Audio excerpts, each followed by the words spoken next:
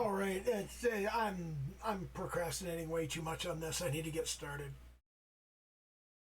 Now, before I get started,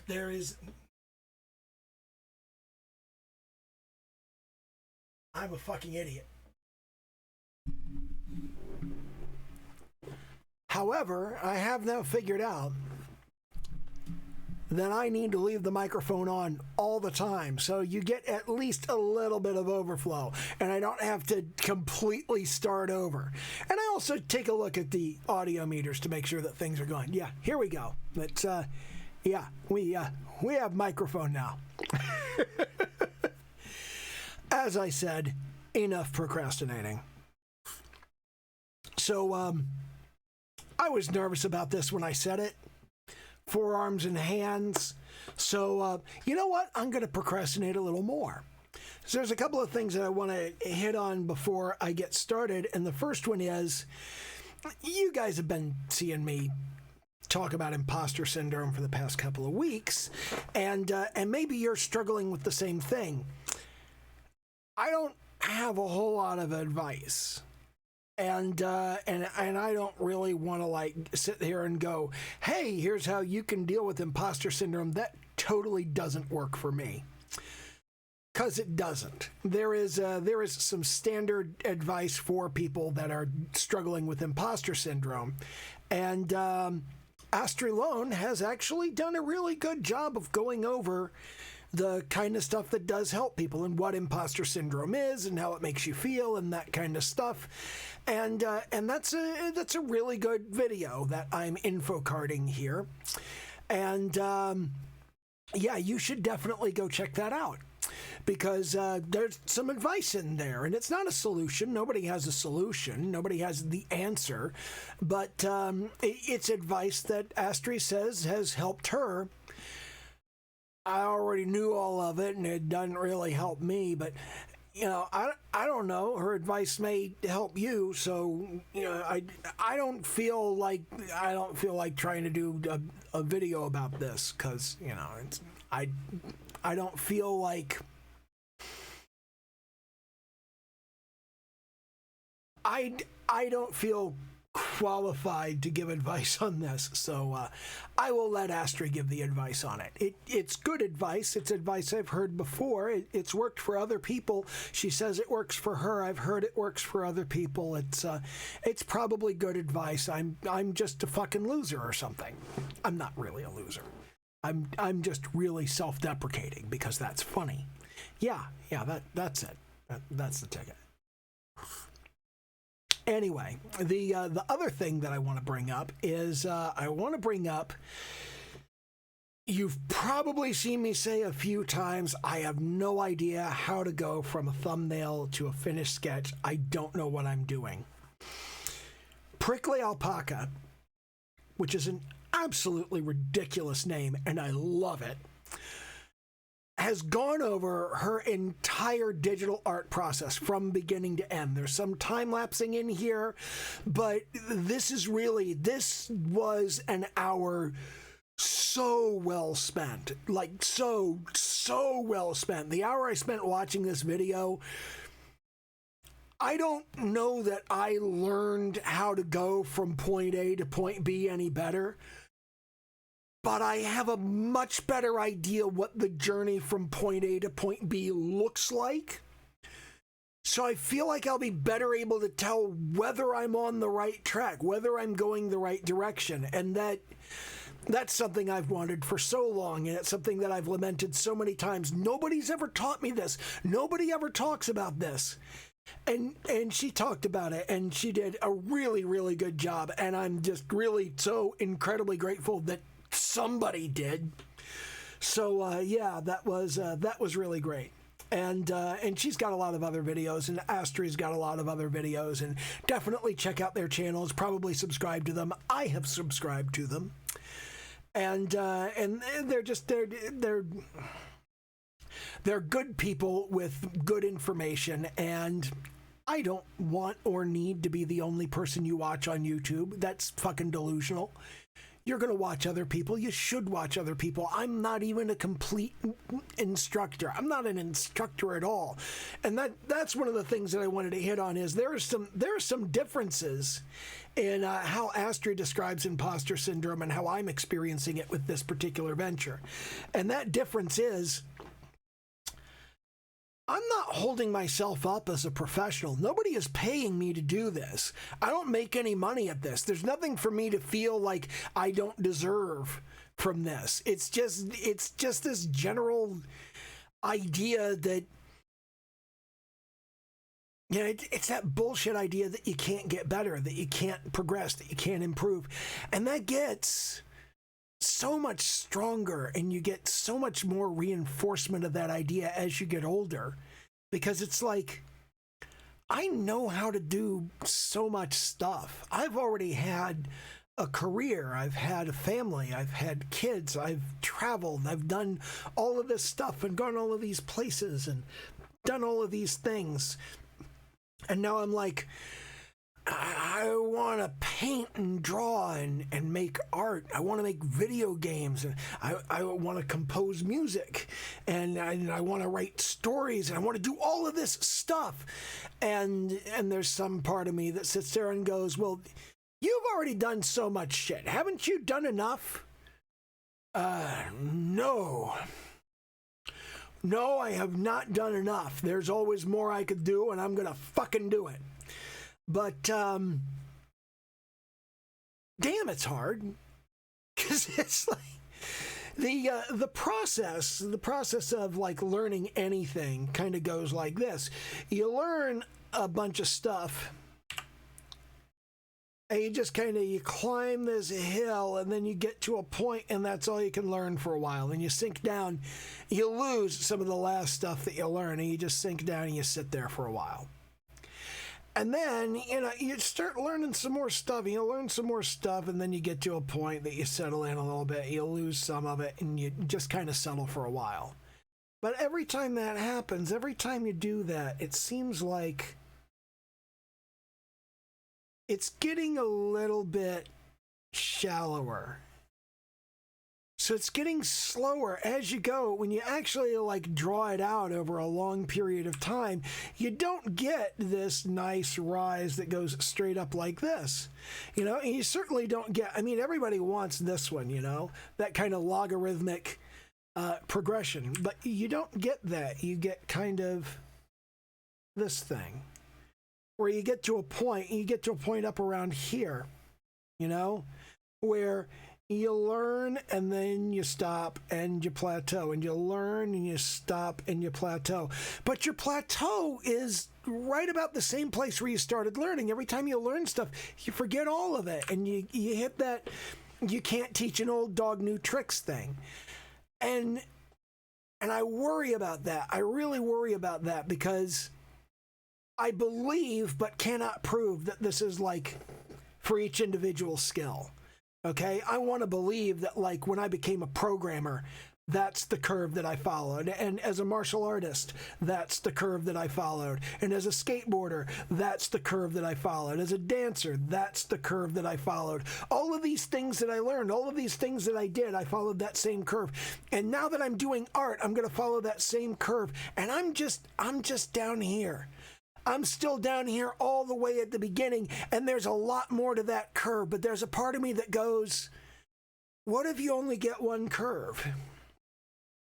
What if you only get one curve, and the time that you spent learning programming is here, and the time that you spent skateboarding was here, and dancing was here, and martial arts is in here, and now you're at art, and art is up here. And if that's the way it goes, if you've got this pattern and it's well, here was programming, I started very young, and here's martial arts, I started very young, and here's dancing, I started young and I ended young, and here's skateboarding because I started and ended, and it's just, you've got all of this stuff that's at different parts. And what if over here we've got sales, and up here we've got marketing, and up here we've got coaching, and what if art is up here? What if art is up here, and this is the only curve that I get? Just this little kind of thing where I'm just never going to be good. And I'm worried about that. And I don't know if that's how it works. I don't think anybody's really talked about whether that's how it works, or even how it does work. People don't really go over this sort of thing. Although there is a book I read a while back called Mastery. I can't remember the author, but he kind of went over that little up-down plateau situation. You got to stay on the plateau until you start rising again. And I think part of that, I've done a lot of thinking about this. I think part of that is that you need to have some idea of what needs to be learned. I think you get to a point where there are like 50 different things you could learn, and you need to pick one. But first you need to know what can be learned, and that's important. So anyway, we're talking about forearms today. I've been nervous about talking about forearms. And the reason I've been nervous about it is I feel so excessively unqualified about this. Forearms are complex, and we're also covering hands, so that makes things even worse. And you look at this, and it looks so confusing, but what I've done is I've gone over all of these. I've gone over all of them, and I've looked at them, and I've gone, okay, let's highlight the same stuff, because I'm gonna zoom in here. Hello. I'm gonna zoom in here,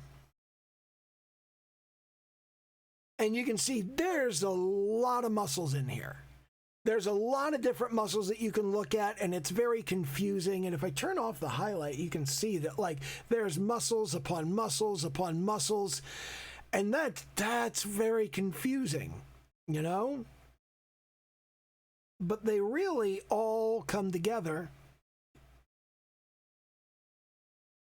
in just three major masses. You've got all of these different muscles, but they all come together in a red, green, and blue kind of mass. And if you're red-green colorblind, I tried to make the red and the green different luminosities so you could still tell them apart. It's like the red is over here on the thumb side of the hand, and the green is on the pinky side of the hand. So if you're having trouble telling it apart, then that's kind of what's going on there. And what you can do is you can divide all of the muscles of the forearm into basically three groups. And the major thing that you need to think about with this is the way the bones work. And we're going to talk about that somewhat. And I don't have a lot of stuff showing the bones, but here's what I want you to look at, okay? Now what I want you to look at here is, let me flip over to the highlight, and over here on the highlight, I'm going to take just flat white. Now here on the, let's get a brush size. Now right here, this bone here, well, that's a terrible idea.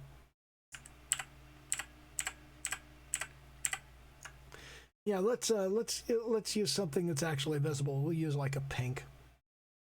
Actually, let's use a green. So here, this bone here is the ulna, and this bone is the radius. And the entire point of me doing that was so that I could color code them and go, here's the radius, here's the ulna. These are terrible colors. Okay, let's back up a little bit here. This is why I have imposter syndrome. I suck at everything. This bone, the radius, connects to the thumb side, and this bone, the ulna, connects to the pinky finger side. Right in there, okay? And that's the major thing that you need to think about. You know what? I don't need to really color code those. I can just draw a little line there and go, here on the pinky side, you've got the ulna, and here on the thumb side, you've got the radius, okay? So the thing to remember with this is that the radius here, okay, actually, let's let's just do this on a different layer. Let's just do this over here. There's our radius and there's our ulna. Now the thing is, when you rotate your arm, okay, and I am as usual going to use my own arm as reference here. When you rotate your arm, this bone stays pretty much where it is. It doesn't go much of anywhere. That's your ulna. It's right along the little finger, comes all the way down here, down to the elbow, and the microphone in the way. But when you turn your arm, little finger doesn't go much of anywhere. It stays right where it is because this bone stays pretty much right where it is. It comes down and it anchors. When you look at this, when you look at the ulna and where it anchors along the elbow right there. It's not going anywhere. It stays right where it is, but the thumb goes back and forth. And if you think about that for a moment, look at how this bit by the thumb connects. This bit by the thumb connects up to the wrist, and it's very wide. It's very wide up where it connects to your wrist, and it's very narrow down where it connects to the elbow. And it does connect to the elbow. It connects right here. But as you rotate your wrist, the only way it can possibly do that without coming loose from your elbow is it has to flop over. It has to rotate all the way around, and you can see that when we come down here from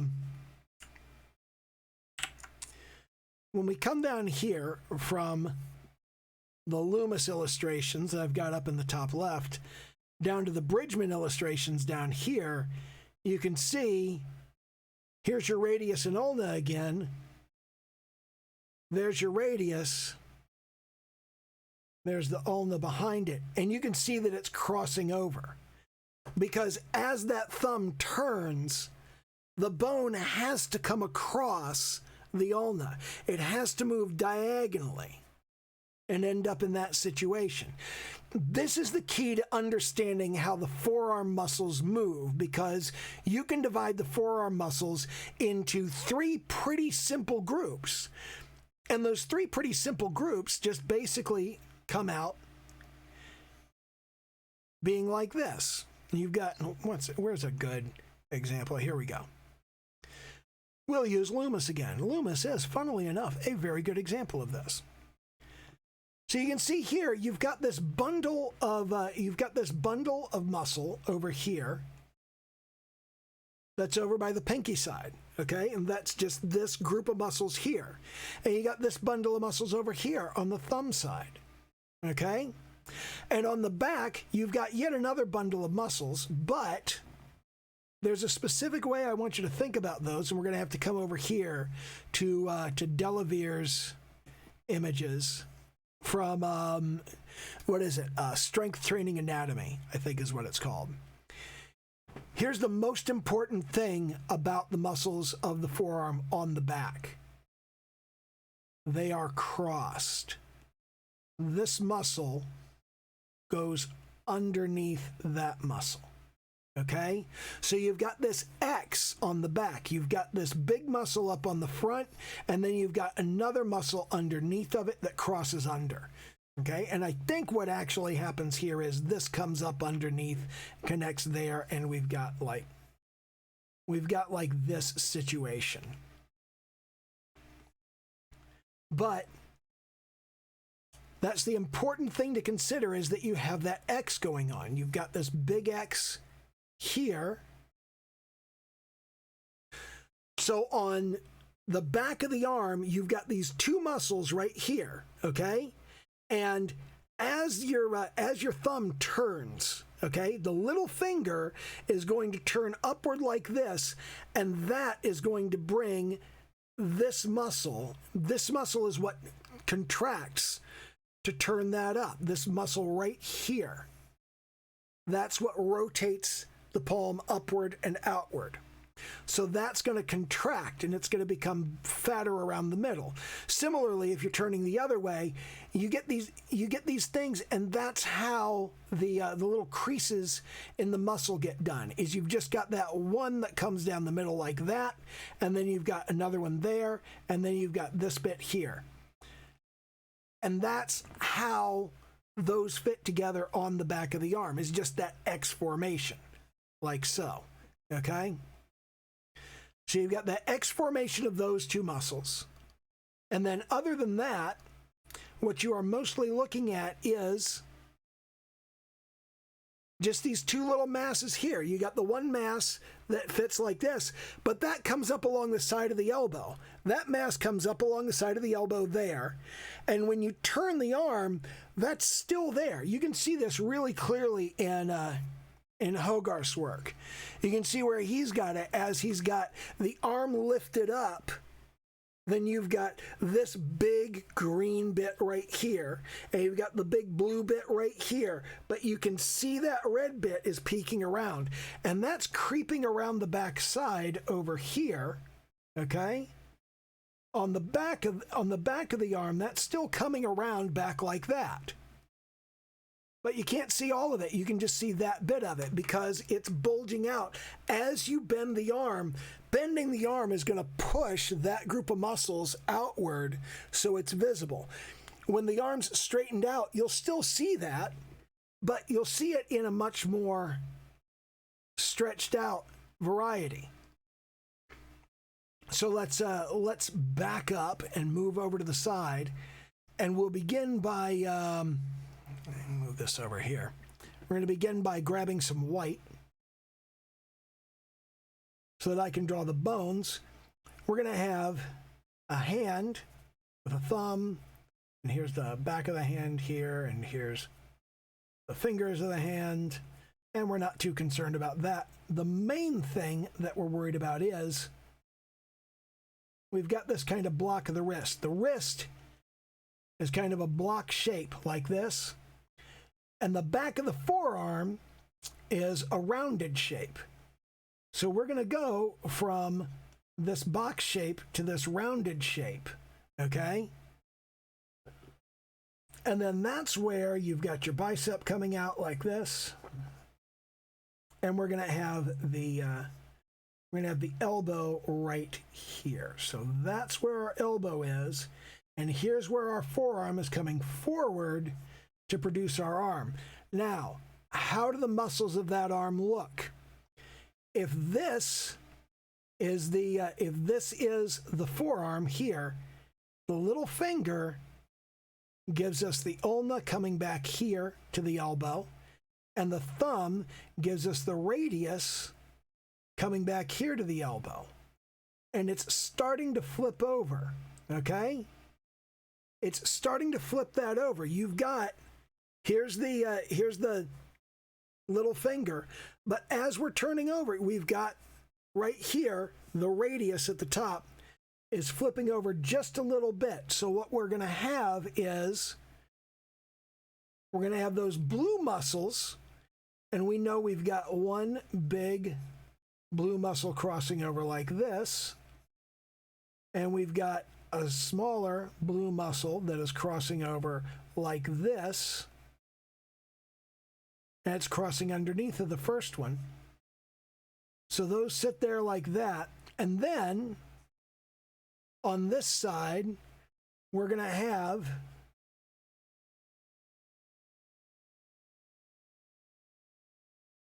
that red muscle mass is only going to be slightly visible, and over here, the green muscle mass is also going to be slightly visible, okay? So this is where you end up with, I can get to my brush size here. So we're going to have the green mass there and the red mass here. I don't know why I just expect my pen to automatically switch shapes. And then you've got the blue mass in the middle. Now, when we go over top of this with our line art, okay, I'm going to drop down the opacity of the color layer. So we've got something to work on, but we'll see the line art more clearly. When we start working on the line art with this, we're going to drop down to just black. And we're going to have the edge right here. And then what we're going to see in terms of the musculature is we're going to see a little bit of that. coming down. And we're going to see a little bit of that over here, okay? And that's going to give us kind of this shape. And this part of the arm here is going to turn out just a little bit. And then we're going to have a bit of a crease down here. And that's going to shadow underneath right there. So what we're going to end up with, if we turn that off, we're going to have something remotely resembling what a forearm looks like foreshortened and in perspective. Okay? And here we're going to have, this is the elbow, and the core principle here is you want to interlace the joint to the advancing member. So that elbow should be connected primarily to the forearm and not to the upper arm. The upper arm should come back here, and you should make sure that things overlap. And here's the bicep, and that's going to come in there. We're going to have a bit of the brachialis there, a bit of the coracobrachialis here, and then this is going to be our tricep coming down there. And then up in here, we'd have the axilla, and there's the latissimus dorsi, and then up here, there's the pectoralis and all of that. And we'll have the deltoid up here. But you get something that reads reasonably well as an arm. And I haven't done great shading on this, but you can tell that what we're building is recognizably what a forearm looks like. If you were to look at an arm in that position, you'd see roughly that same formation of the muscle differentiation. I don't know if the light's good enough here, but we're not really getting good shadows in there. But all you have to do is think about, if you're looking at the inside of the arm, it's kind of one mass there and one mass there, and then there's another mass behind all of that. And the mass that comes down by the thumb here is the one that wraps around the side. So your blue mass on the back of the arm kind of sits a little bit off to the side. And depending on how you rotate the arm, you could see that the muscle bulges out. It doesn't bulge out much when you start out, but as you push farther, it bulges out more, because as this bone here turns, as the thumb turns outward, that bone pushes the muscle outward. So it's not that that muscle is bunching up so much, it's being pushed by the bones. And when you think about how the bones are working and how the bones are pushing the muscles in different directions, you only have kind of those three teardrop shapes. You've got the one on the back, and the one on the back is kind of that X formation. And the one in the front, and the ones in the front, you've got the one by the little finger here. And then you've got the one by the thumb over here. And the one by the thumb, as you bend the arm upward, that's going to be pushed out as you bend the arm up. And as you rotate the thumb outward, that's going to push the muscle by the little finger out. And when you think about that, that's going to alter the shape of the arm. That's what makes forearms so complex, is that they change as you move them. There's so much stuff in there, but you only have to think about those three masses. And if you think about those three masses, that's going to keep you pretty much on track with what's going on. I haven't gone over anywhere near all of the material that I put together for this. Oh my God. But let's jack that back up, and actually let's pull these smaller. No, you know what? Let's not pull anything. Let's just move this upward. Actually, the next thing that I want to bring up is I want to bring up hands, and these hand diagrams are from Hogarth. Let me turn off the line art there and the color.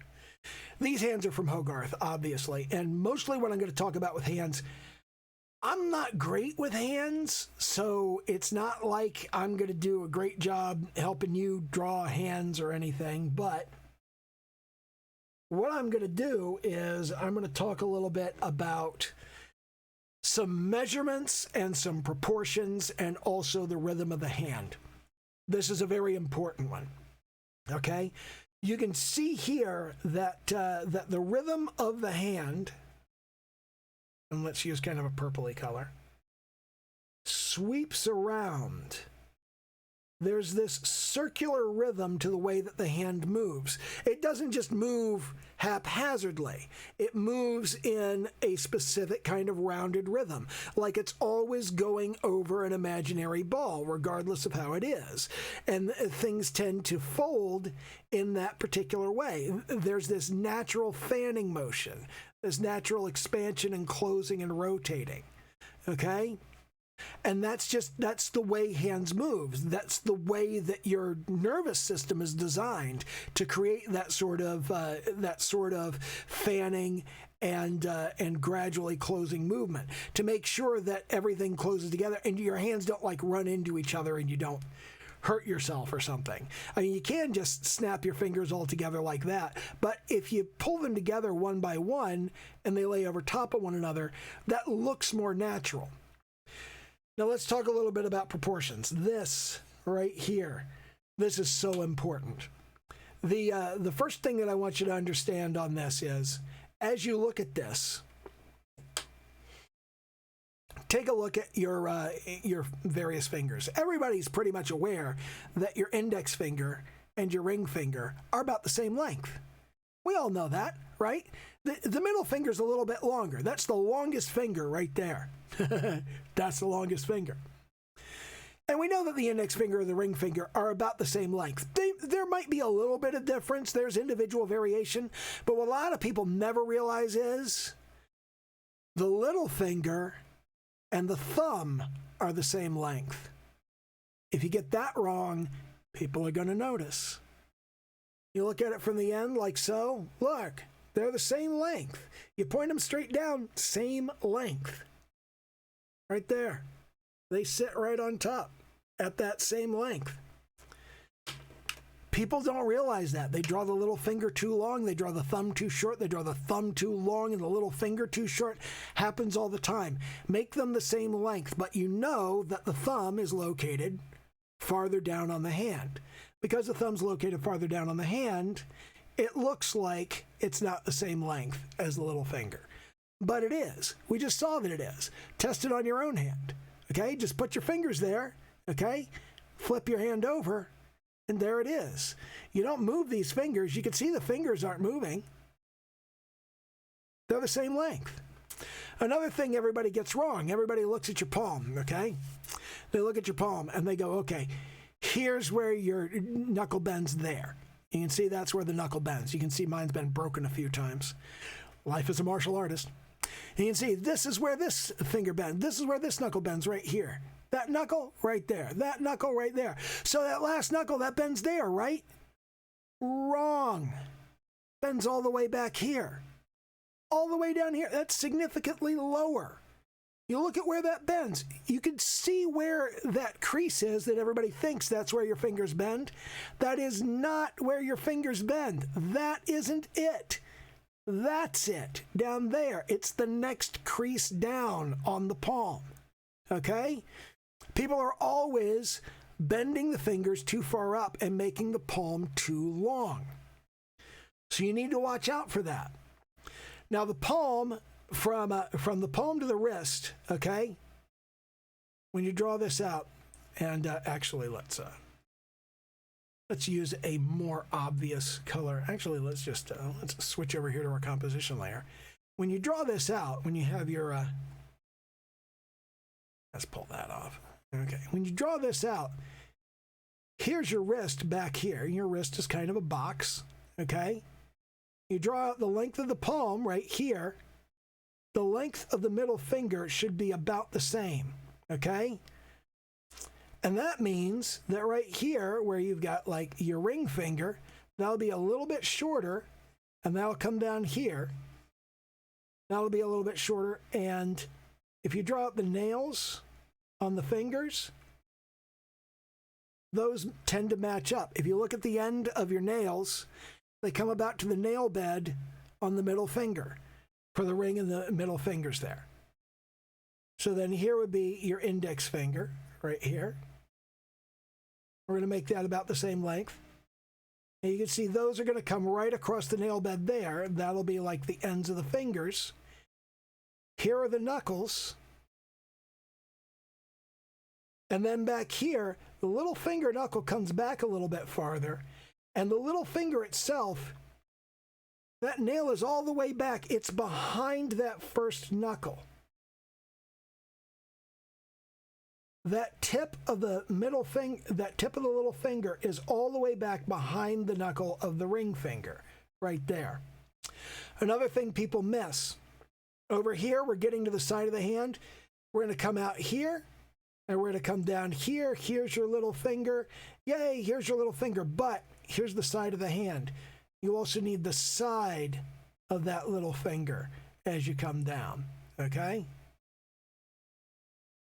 So that looks bigger, and that looks a little bit funky. And that same thing happens with the other fingers. You've got that side to consider on the fingers. And this is going to look a little stubby because I suck at drawing hands. But you get the idea. You've got the top surface, which is facing upward, and you've got that side plane that is facing off to the side over here.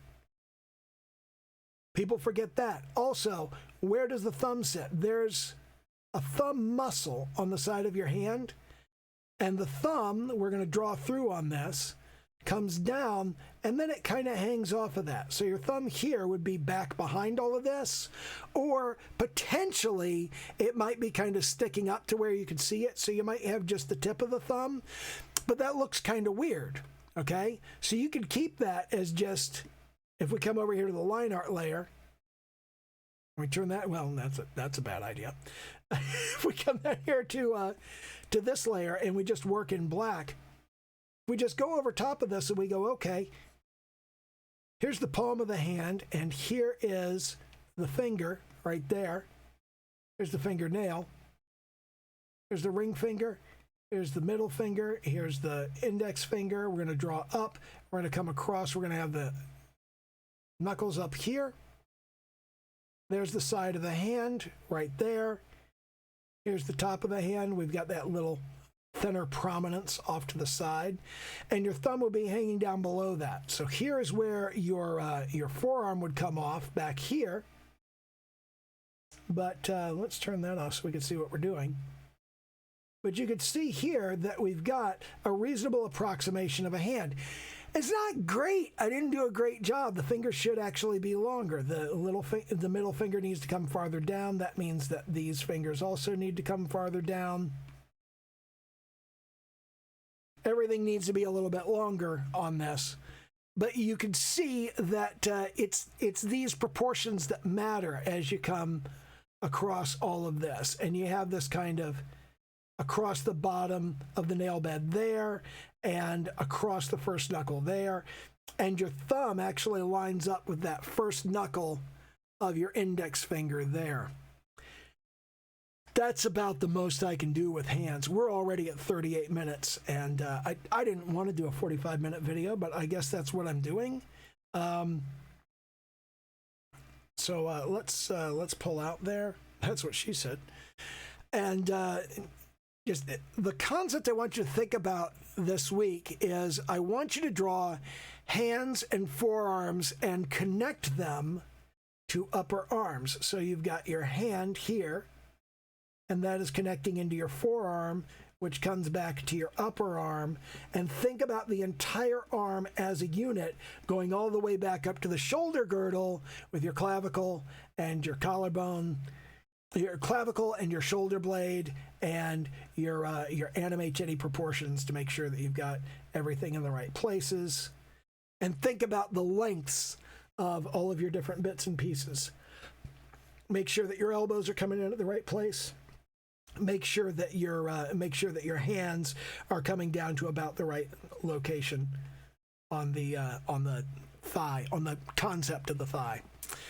And man, I once again do not feel like I did a good job on this week's video, but I did a lot of looking at forearms, and I did a lot of looking at other stuff, and I did a lot of working on hands, and I do actually feel like this is a better hand than I've drawn in an awfully long time. So I feel like I'm learning something and getting somewhere. I hope y'all are learning something and getting somewhere too, because, you know, otherwise I'm just over here talking to myself, which is fine. I don't mind talking to myself. Do it all the fucking time. How do you think I plan out these videos? But yeah, that's more or less what I wanted to cover. Think about hands connected, forearms connected to arms, connect those over to shoulder blades, and think about your anime chitty proportions. And yeah, that's pretty much it. That's what I wanted to say. Okay, bye.